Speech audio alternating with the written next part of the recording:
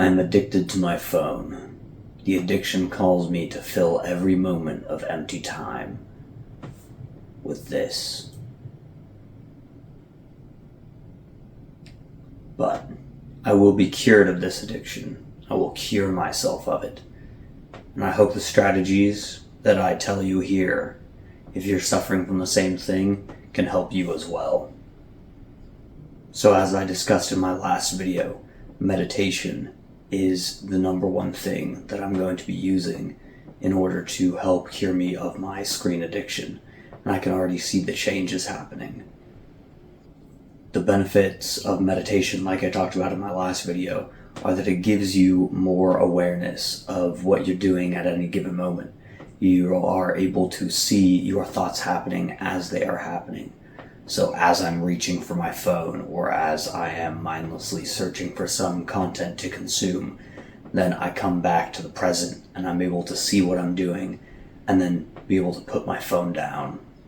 This works for all addictions, but I think it is doubly effective for screen addiction because meditation also directly counteracts the mind-melting power of your phone. You are getting your attention span back from the meditation. So I think that is doubly effective in terms of screen addiction because you're also directly reversing the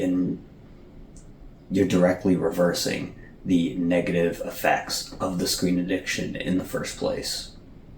The number 2 way that I'm curing my screen addiction is to uninstall the apps that I'm most addicted to.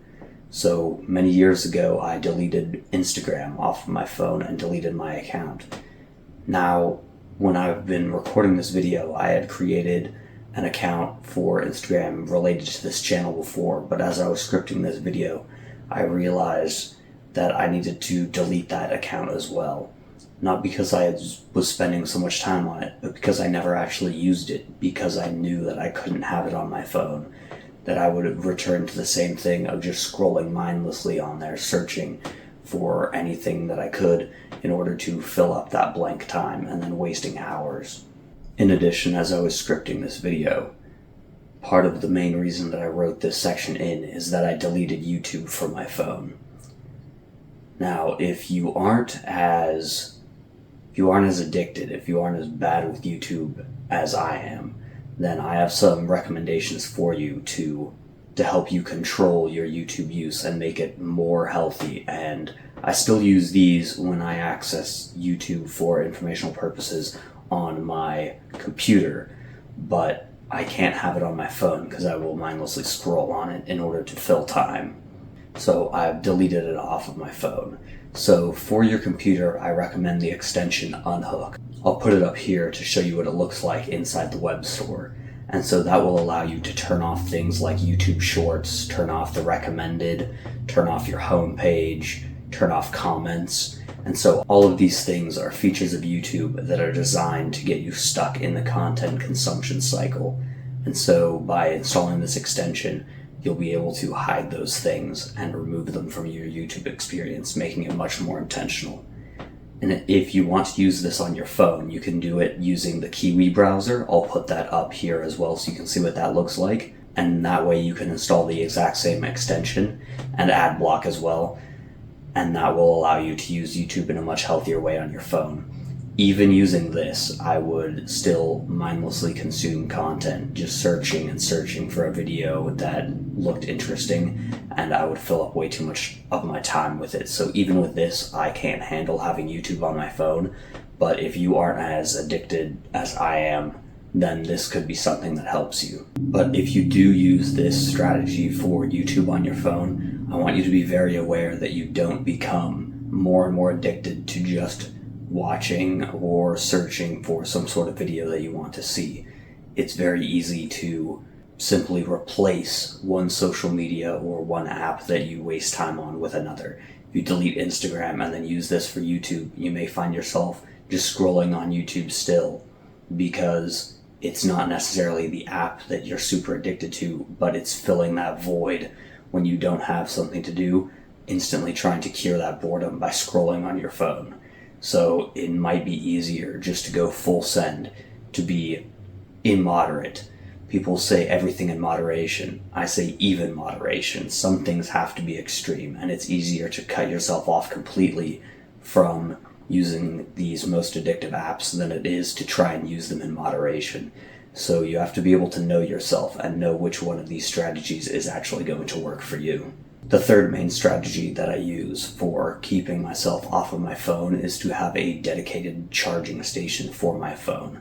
So right behind me here, I have my charger plugged into the wall in a very inconvenient to move spot. It's wedged behind my desk. So that means that every night it is plugged in over here away from where I can reach it from my bed.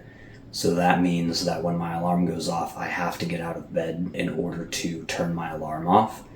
And that is very good in terms of keeping me from immediately picking up my phone and scrolling while I'm still laying there in bed, which is something that is, like, when you think about it, like, I've wasted so much time.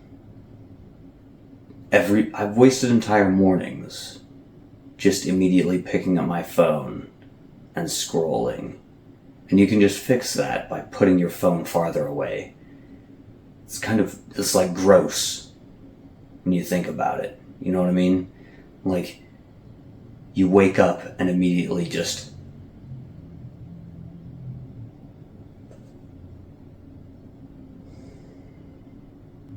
So put your phone someplace different. Put your phone away from where you can reach it, out of sight, out of mind, sort of thing. This alone has helped me reduce my screen time drastically, just putting my phone someplace where I can't grab it. If I'm out, if I'm cooking or something, then if my phone is sat here in its dedicated charging spot, then I'm not using it. I'm not using it right before bed. I'm not using it right when I get up. So putting your phone someplace where it's away from you is one of the key strategies that I'm using. So I also have 3 smaller strategies that they're not as powerful as the ones that I've mentioned in the start of the video, but they're just little helpful additions that I use in order to make my phone slightly less addictive. So the first one is turning my phone to grayscale, so I don't see any color on my phone. This means that my phone is simply less stimulating to look at. It's less interesting.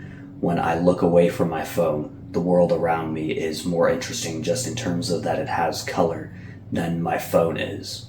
So this means that it's a lot easier to put my phone down, and it's a lot harder to get so engrossed in it because there's simply less visual stimuli hitting my eyes.